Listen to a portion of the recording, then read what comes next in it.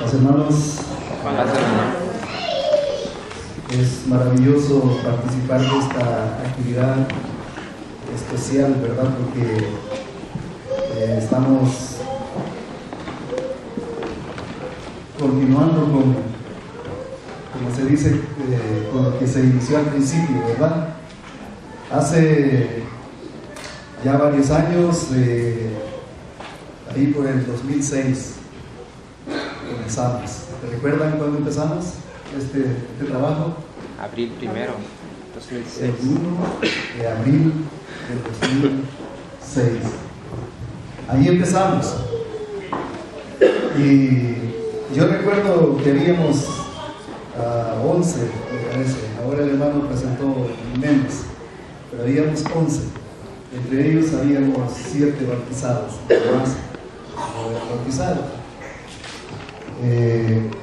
Esa fue la reunión del primer día, fue el primer sábado. Ahora pues habemos muchos reunidos. Entonces, quiere decir entonces, hermanos, que el trabajo continúa. Pero ahora vamos a exhortarnos a través de la palabra en la continuidad de la predicación del Evangelio de Cristo. ¿Amén? Vamos a ver el libro de Juan en el capítulo 5, una historia de Jesús y el paralítico de Betesda. Vamos a ver un poco de eso, porque es importante que como iglesia lo veamos, no solamente como la iglesia que se va a iniciar en este lugar, sino como iglesia veamos este punto. Si lo tienen, hermanos, dice la palabra de Dios: después de estas cosas había una fiesta de los judíos y subió Jesús a Jerusalén. Y hay en Jerusalén, cerca de la puerta de las ovejas, un estanque llamado en hebreo Betesda, el cual tiene 5 pórticos. En estos yacía una multitud de enfermos. Entre esos enfermos, ¿verdad?, estaban los ciegos, habían cojos, habían paralíticos, por mencionar algunos, ¿no? ¿Verdad? Porque aquí podría llenarse un libro de tanta enfermedad. Pero ahí menciona en específico algunos. Y dice que esperaban el movimiento del agua, porque un ángel descendía de tiempo en tiempo al estanque y agitaba el agua. Y el primero que descendía al estanque, después del movimiento del agua, quedaba sano de cualquier enfermedad que tuviese. 8 años que estaba enfermo.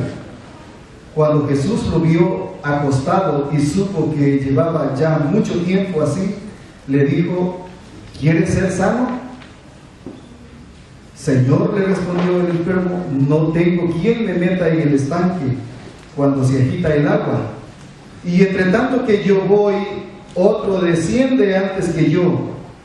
Jesús le dijo: levántate, toma tu lecho y anda.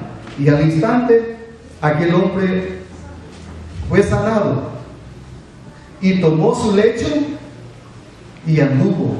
Y era día de reposo aquel día. Hermanos, estamos ante un suceso muy especial. Especial, ¿por qué? Porque Jesús se dirige a un lugar donde ni siquiera era reconocido. Allí habían 5 pórticos, en ese lugar estaba lleno de enfermos, y ninguno dijo: ahí viene Jesús, ahora son oportunidades de ser sanos. Como en el caso del ciego Bartimeo. Bartimeo era un ciego, pero él escuchó que Jesús iba entre medio de esa multitud y empezó a ¿qué, hermanos? A gritar. ¿Se recuerdan o no? Sí. Empezó a gritar. Y Jesús, hermanos, lo escuchó y fue y lo sanó. Jesús está en un punto diferente. En Jesús era obvio, hermanos, que al escuchar los gritos de aquel hombre, iba a ir en su rescate y lo iba a sanar. Y podríamos decir, pues no hay nada, no hay tanto de especial ahí. También podemos ver a aquella mujer en la historia bíblica, entre medio de la multitud, dice ella, si tan solo tocar el borde de su manto, yo seré sana, y así lo hizo. Y se apretujó y entre medio de la multitud llegó y tocó el manto de Jesús. Vemos nosotros gente esforzándose por tener un encuentro con Jesús. ¿Sí o no, hermanos? Amén.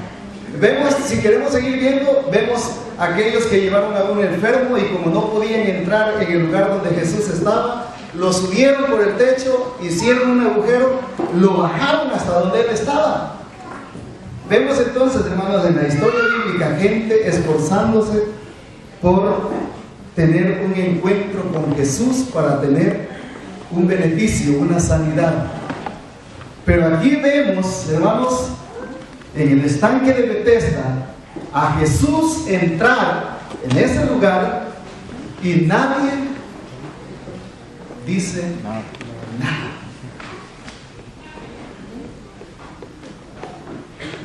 Nadie sabía de Jesús.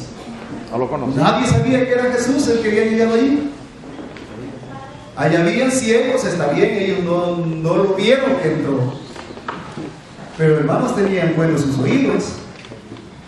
Pudieron decir, parece que Jesús anda por ahí, ¿verdad? Hablemosle y digámosle que nos sabe. Habían otros que eran cojos y no se podían, no tenían movilidad para ir al encuentro de Jesús, pero podían ver que Jesús iba entrando allí y también podían escuchar. Tenían facultades también para ir al encuentro de Jesús, pero no lo hicieron. ¿Qué más habían ahí, hermanos? Entre estos, podríamos decir, había diferentes clases de enfermos, pero ninguno se esfuerza por ir al encuentro de Jesús. Entonces Jesús hace algo diferente. Como no lo buscan, se les queda viendo todos, y entre ellos ve a uno que está allí tendido, y además de eso tiene 38 años de estar allí tendido. ¿Qué significan 38 años, hermano? ¿Cuánto es la vida del hombre? Casi una 60, generación. 70, digamos, media vida allí tendido. Ahí había ciegos, Jesús también los mira, pero no le interesan mucho los ciegos. Entonces él se va, porque como ninguno fue a pedirle nada a él busca entre todos y dice, y todavía le dice, ¿quieres ser sano? Hermano, y uno puede decir, bueno, pero ¿qué pregunta es esa? Si estaban ahí es porque querían ser sanos. ¿Sí o no, hermanos? Pero lo que sucede es que Jesús conoce el corazón de Dios, lo que hay dentro de cada uno de nosotros. Era probable de que aquellos hombres estaban felices de estar allí, hermanos, aún siendo ciegos, aún siendo cojos. A lo mejor no tanto les interesaba, como quien dice, si llego y toco el agua, pues qué bien, y si no, pues no hay ningún problema, ahí estoy bien en el estanque de Betesda.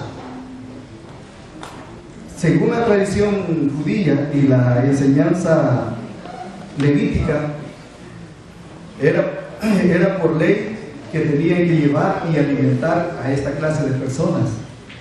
Todavía es ley en Israel que tienen que apartar cierta cantidad de alimento para ir y repartírselo al que tiene menos. Entonces, es probable, hermanos, que esa forma de vida les había gustado y por eso no les interesó que Jesús estaba allí. Ahora en este tiempo y todo el tiempo, la iglesia de Dios, hermanos, nos enfocamos o nos enfrascamos en situaciones iguales. Vamos a los lugares,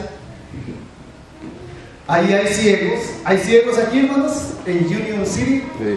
¿Han visto alguno? Sí. Cojos, ¿También han visto alguno? ¿Verdad? Pero hablemos en un sentido espiritual. ¿Qué puede ser un ciego espiritual? Un ciego espiritualmente hablando. Una persona ciega no puede valerse por sí mismo. ¿Habrá aquí en Union City gente que no tenga la capacidad de valerse por sí mismo? ¿O no? Tiene que ver. Sí. ¿Y qué significa el no poder valerse por sí mismo, hermano? Tiene que depender de otros. Hay que depender de otros, está esperando que alguien se apiade de él y le ayude, le tienda una mano. Y como no hay, ¿qué hace? Vive quejándose, ¿verdad que sí? Qué mundo más malo, qué gente tan mala, qué vecino tan malo tengo. Y empezar, porque tiene un impedimento, no es capaz de sobresalir por sí mismo. La iglesia nos enfrentamos a situaciones de esa manera. Cuando a mí me hablaron del evangelio, a mí no me interesaba eso, yo no quería saber nada de eso. Nada, absolutamente nada. Entonces, pero cuando por la misericordia de Dios me alcanza, entonces logro entender que digo, de lo que me estaba perdiendo, ¿verdad? Estaba ciego, estaba paralítico, y no tenía solo la mitad de mi vida como ciego y paralítico, toda la vida había estado así, hermano. Toda la vida. Entonces la iglesia se enfrenta a la indiferencia de las personas por conocer el evangelio. ¿Qué vamos a hacer nosotros? ¿Qué ejemplo nos da Jesús aquí? Ante esta gente que está enferma, muy llena de necesidad, pero que es indiferente a su presencia.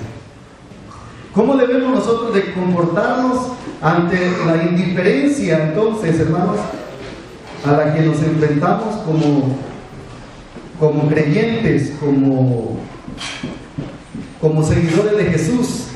Si Jesús se enfrentó a esta clase de situaciones, sin duda que usted y yo nos va a pasar lo mismo.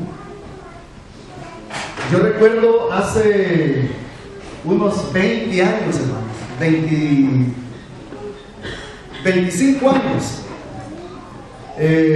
al cristiano se le tenía confianza, hermano René, no me dejará mentir, y todo el mundo decía, mira, el que te va a cuidar el ganado es un cristiano. ¡Ah, qué bueno! No se va a beber la leche.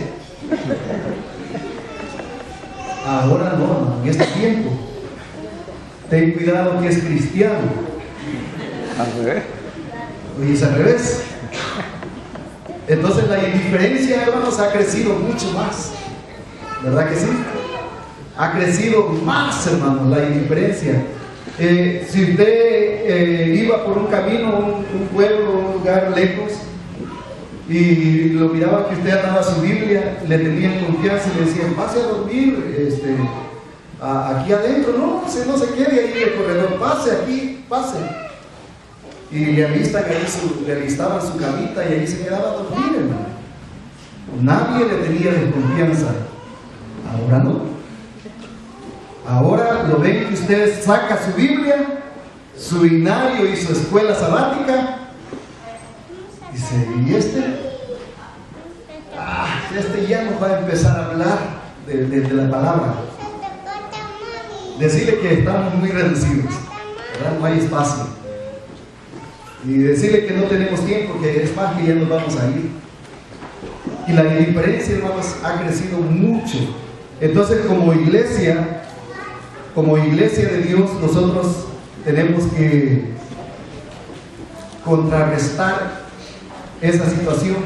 En primer lugar, si nosotros nos mantenemos unidos, entrelazados, vamos a romper eso.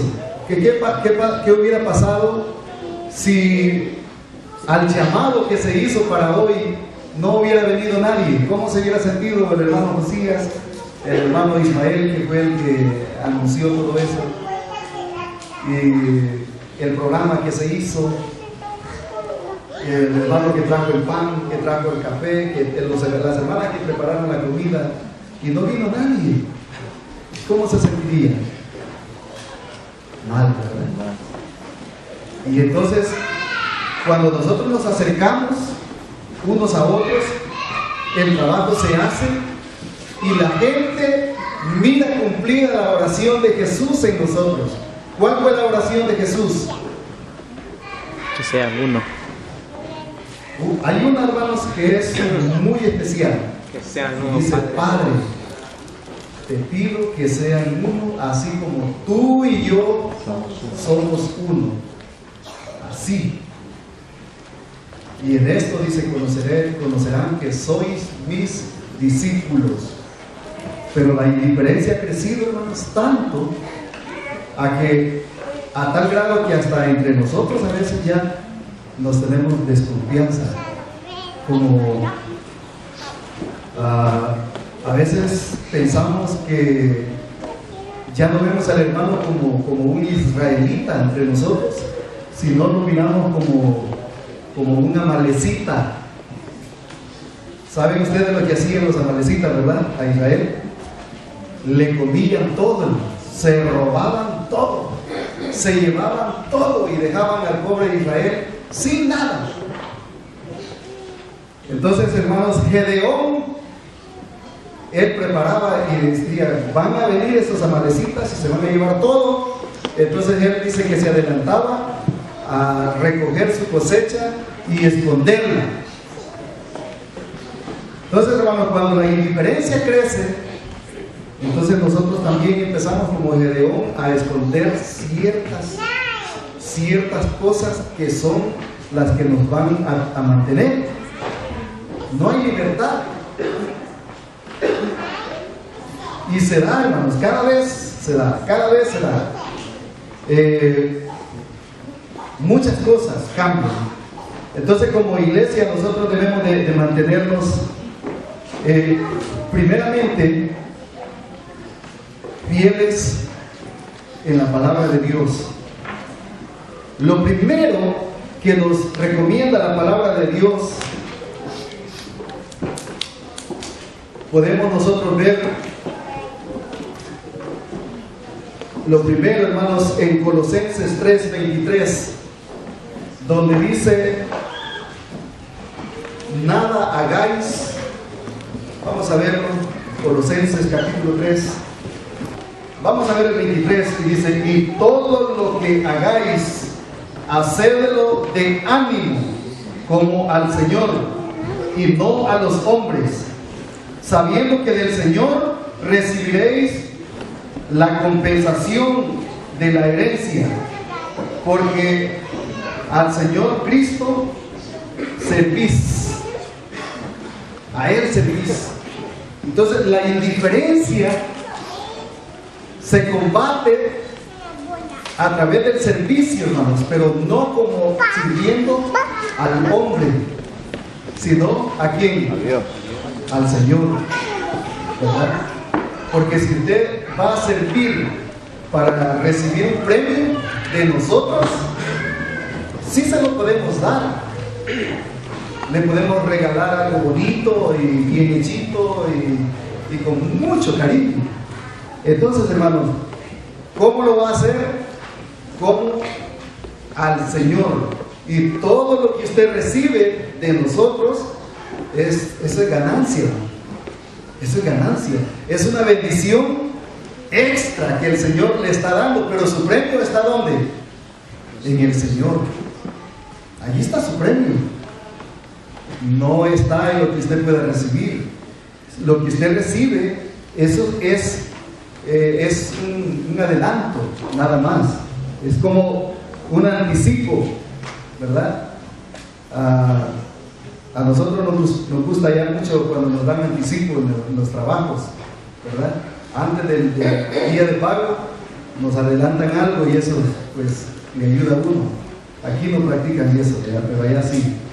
Entonces, hermanos, recibir un anticipo, o como dice la palabra de Dios, las jarras del Evangelio.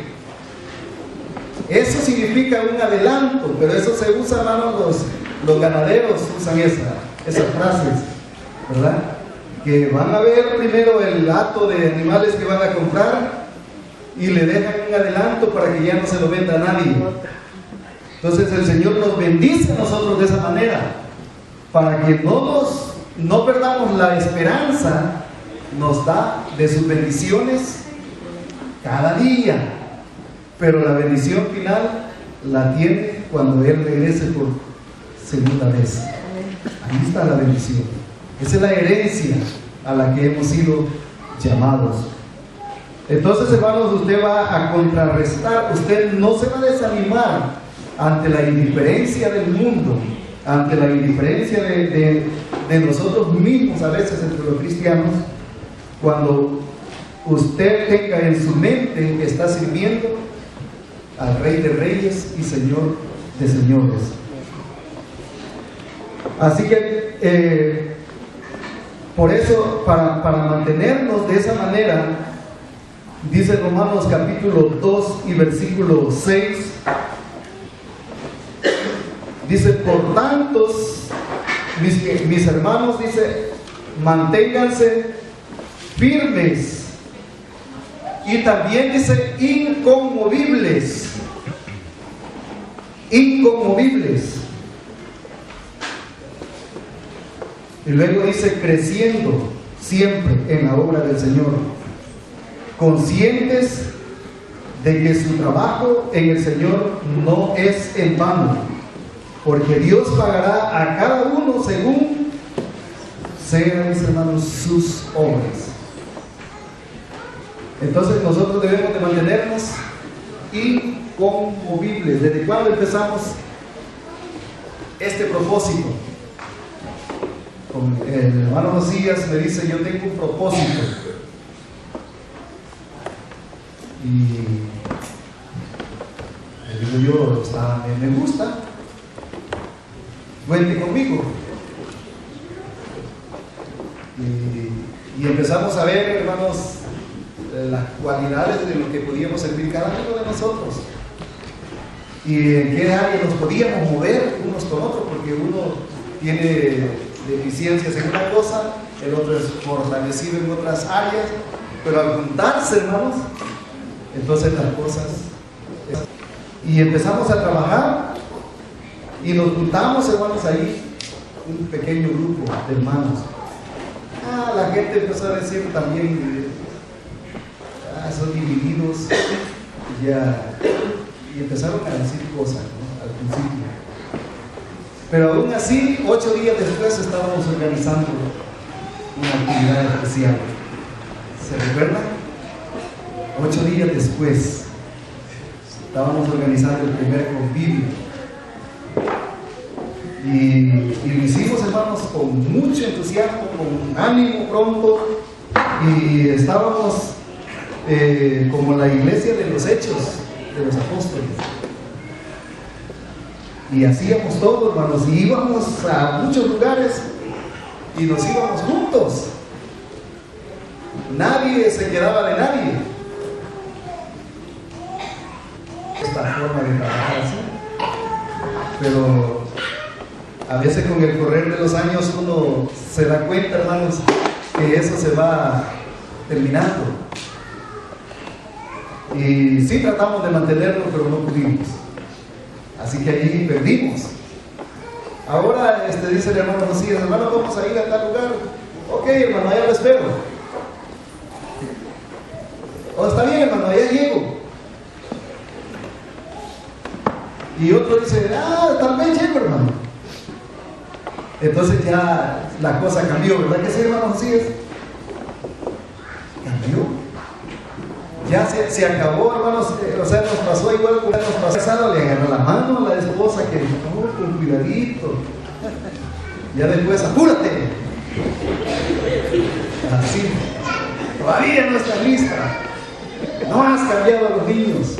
Y ya tienen gritos, ¿verdad? Es terrible, pero nosotros, ¿será que podemos rescatar eso, hermanos, o no? ¿Es rescatable eso o no? ¿Ah? ¿Se podrá rescatar? Sí. ¿O qué dicen ustedes? Sí. Yo recuerdo que iba uno de un lado, otro de otro lado, y decíamos punto de reunión en la salida a 8 o 13 parece. 8. Y de ahí nos vamos juntos. 8. Llegábamos a la salida, hermanos, y no saben qué. Estaba la hermana Ángela con su olla de chocolate, tamales y de todo, y no nos íbamos de ahí, hermanos. Y hermanos nos decían, hermanos, ya es tarde, tenemos que avanzar, nos faltan tantas horas. Estábamos ahí contentos. O sea, ahí nos podíamos quedar y hacer ahí un convivio y no pasar nada, hermano, porque así trabajábamos. Pero de repente, unos empezaron a comprar un carro, otro carro, y después las voces eran, allá le llego. Es más, otros dicen, allá le caigo. Sí, allá le caigo. Y ya no hay a quien esperar. Ya no se puede ir en caravana. Fuimos una vez, hermanos, a Washington. Fuimos al museo de judíos. Y de repente hubo alguien por ahí que se acercó a la van y dijo, me pegó. Y se baja, hermanos, y nos bajamos todos, hermanos. Y llega el policía y dice, muévase, camine. Hermanos, y cuando vio que estaba un carro, otro y otro carro parados ahí, nos bajamos. ¿Y qué pasó allí? No pasaron nada. Íbamos muchos. A lo mejor debe haber pensado que íbamos a hacer una manifestación o algo. Pero hermanos, yo recuerdo todo eso y es muy bonito trabajar de esa manera. De esa manera, hermanos, se combate la indiferencia a la cual nos vamos enfrentando cada día como iglesia. La gente allá tiene mucha necesidad. Allá afuera hay muchos cojos y muchos con muchos impedimentos. Y saben que tienen la necesidad, pero no les interesa el sanador. Aún así, nosotros tenemos que ir y decirles como Jesús, ¿quieres ser sano? ¿Quieres ser sano?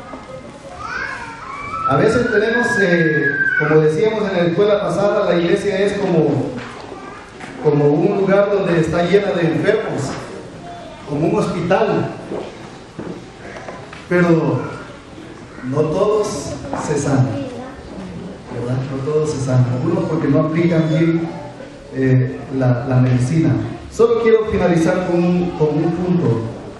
Algo que me llama mucho la atención está en Proverbios capítulo 18, versículo 16. Y no perdamos esto, hermanos. No perdamos esto. Proverbios 18, 16. Dice en esta versión que tengo acá, con regalos se abren todas las puertas. Y si lo tienen, ¿qué dice, hermanos?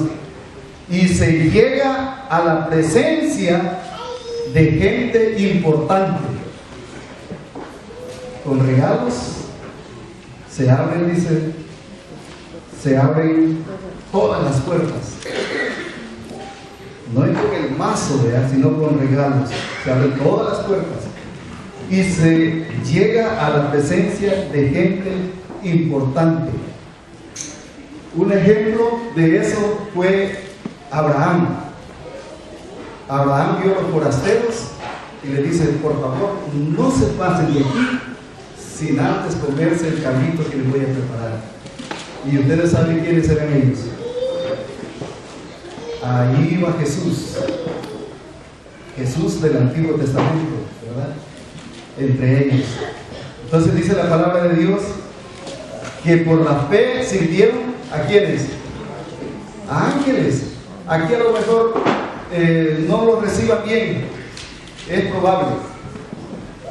Pero de repente, hermanos, van a encontrar ustedes un ángel por ahí y se va a venir para acá. ¿Quiénes son esos ángeles? La palabra de Dios nos decía hoy en esta mañana: todos aquellos que están ordenados para ser santos. Entre toda esa gente que anda afuera, que no le interesa lo que nosotros hacemos, entre todos ellos allí anda gente que va a ser salva. Y lo que hemos hecho nosotros es acercar el lugar para que ellos lleguen. Amén. Si ahora el hermano presentó 6 o 7, dentro de unos años no van a ser esos 6 o 7, van a ser mucho más.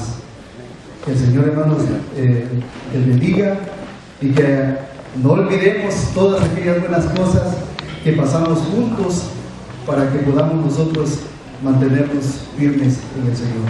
Paz, hermano.